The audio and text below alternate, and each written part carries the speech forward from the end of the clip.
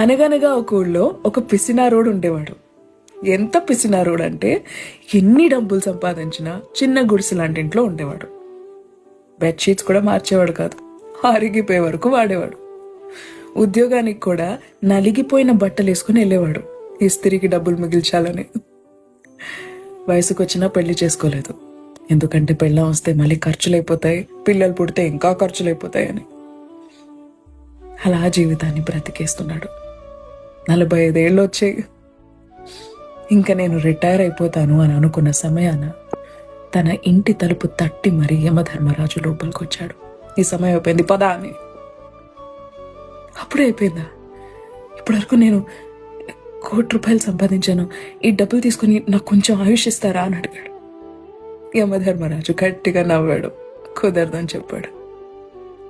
ఒక్క క్షణం సమయం ఇవ్వండి అని ఒక పేపర్ తీసి ఒక చిన్న లెటర్ రాశాడు. ఈ డబ్బులు ఎవరికి దొరికితే వాళ్ళు దయచేసి జీవితాన్ని బ్రతకడానికి వాడండి, చావులో ఇది దేనికి పనికిరాదు అని డబ్బుల మూటలు రాసి పడేసి బయటికి సిరేశాడు. జీవితాన్ని బ్రతకండి, దాచుకోకండి. Nothing is forever. చిన్న కథ నచ్చిందా?